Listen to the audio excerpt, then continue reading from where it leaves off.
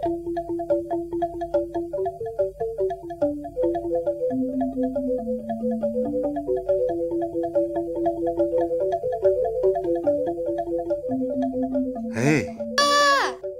hahaha. Ada apa sih, Kek? Kamu lagi apa sih, Ning?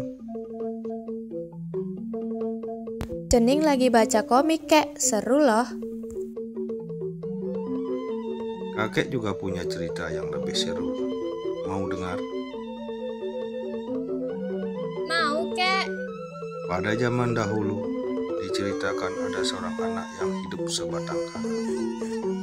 Kedua orang tuanya meninggal akibat wabah yang terjadi di desa. Anak kecil itu bernama Jayaprana. Pada waktu itu, ada seorang patih menemukan Jayaprana sendirian. Lalu patih itu mengajaknya menemui sang raja. Sang raja sangat iba melihat Jayaprana dan mengangkat dia sebagai anak.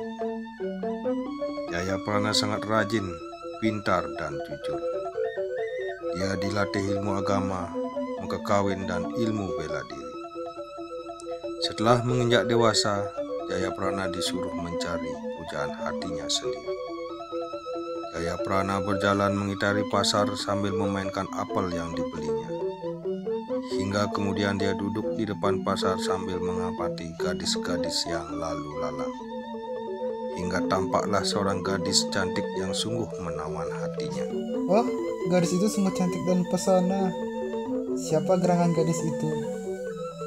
Merasa diperhatikan, gadis itu malu-malu dan pergi dari kerumunan. Maaf, permisi Bu. Siapakah gerangan gadis cantik itu? Gadis itu namanya Layon Sari. Dia berasal dari Banjar Sekar. Ayahnya seorang jero bendese. Terima kasih Bu. Setelah mendapatkan informasi itu, Jayaprana langsung pergi ke istana untuk melapor pada sang raja. Ampun Baginda, hamba telah menemukan gadis pujaan hamba. Dia berasal dari Banjar Sekar. Besok pagi-pagi kamu antar surat ini ke rumah orang tua gadis itu. Baik, Baginda. Pagi-pagi sekali Jayaprana mengantar surat dari raja ke rumah jero bendesa. Setelah membaca isi surat itu, jero bendesa setuju jika putrinya menikah dengan Jayaprana. Bagaimana putriku? Apa kamu bersedia menikah dengan Jayaprana? Layon Sari hanya tersenyum malu-malu. Walaupun tak terucap sepatah kata dari mulut sang gadis pujaan, namun Jayaprana mengerti bahwa lamarannya tidak bertepuk sebelah tangan. Setelah itu, Jayaprana memohon diri kembali ke istana untuk menyampaikan berita gembira itu kepada raja. Ampun Baginda, lamaran hamba diterima oleh keluarga gadis itu. Mendengar laporan itu, Raja Kaliangat langsung mengumumkan kepada seluruh keluarga istana. Bangunlah balai-balai serta siapkan keperluan pesta abdi kesayanganku ini. Baik Baginda. Saat hari perkawinan itu tiba, Jayaprana bersama para patih dan punggawa istana serta masyarakat sedesanya menuju ke rumah jero bendesa untuk menjemput calon istrinya. Setelah melalui berbagai macam upacara di rumah itu, kedua mempelai kemudian diiring ke istana. Ketika kedua mempelai tiba di istana, mereka memohon restu kepada raja. Namun saat melihat kecantikan Layon Sari, raja jatuh hati. Kemudian muncul niat buruknya untuk merebut Layon Sari dari abdinya itu.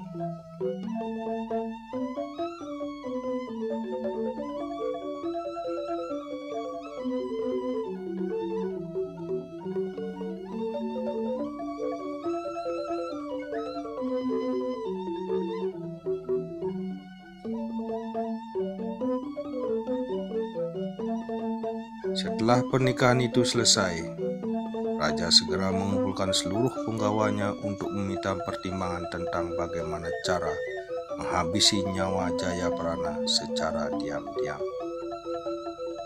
Jika Layon Sari tidak segera menjadi permaisuriku, aku akan menjadi gila.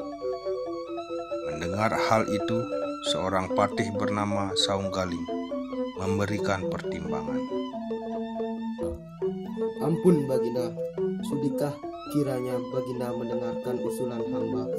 Lanjutkan patiku. Bagaimana jika Baginda menitahkan Jayaprana pergi ke Teluk Terima untuk menyelidiki perahu yang hancur dan orang-orang berjiwa yang menembak binatang di kawasan Pengular?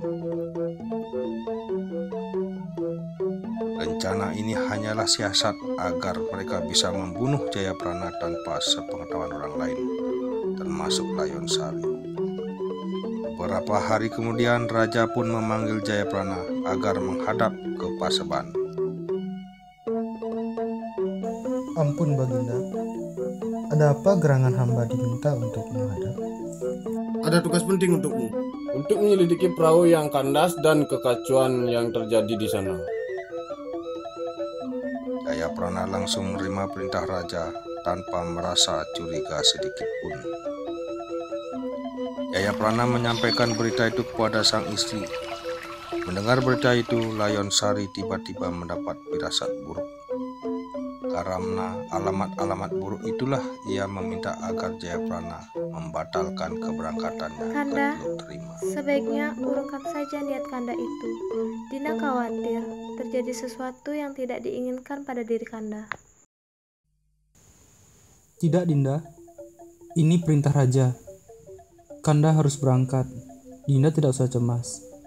Kematian ada di tangan Tuhan. Berangkatlah Jayaprana ke Teluk Terima bersama Patih Saunggaling dan sejumlah prajurit istana. Sesampainya di Teluk Terima, Jayaprana merasakan sesuatu yang ganjal sejak berangkatan mereka. Kecemasannya terbukti. Patih Saunggaling gemetar hingga kerisnya terjatuh. Dia tak sanggup untuk membunuh Jayaprana. Ada apa, Paman? Maafkan Paman nak, Paman hanya melaksanakan perintah raja. Jayaprana sedih membaca surat itu. Dengan berat hati, dia menyerahkan dirinya untuk dibunuh oleh Patih Saunggaling. Kalau itu yang raja inginkan dariku, yang sudah banyak berhutang budi dan berhutang hidup dari raja yang sudah kuanggap sebagai ayahku, biarlah ku korbankan hidup ini untuknya Paman. Dengan berat hati, Patih Saunggaling menikamkan kerisnya ke tubuh Jayaprana. Setelah kematian Jayaprana, bau semerbak memenuhi hutan, bahkan alam pun ikut mati. Gempa bumi dan badai hebat tiba-tiba terjadi. Layon Sari telah mendengar berita tersebut. Hatinya hancur karena kehilangan suami tercintanya. Tanpa pikir panjang, Layon Sari mengambil keris lalu menikamkan keris itu ke tubuhnya. Tak berselang berapa saat, raja datang. Raja melihat Layon Sari tergeletak bersimbah darah. Murkalah sang raja. Dia menjadi kalap dan membunuh siapapun yang ditemuinya. Hingga akhirnya dia menikam dirinya sendiri. Jadi, begitulah akhir kisah Jayaprana dan Layon Sari. Setiap orang yang tamak dan menginginkan milik orang lain tidak akan mendapatkan apapun. Namun setiap perbuatan yang baik akan mendapatkan karma yang baik pula. Wah, cerita yang mengharukan. Cerita kakek bagus. Bisakah kakek ceritakan bagian akhirnya sekali lagi?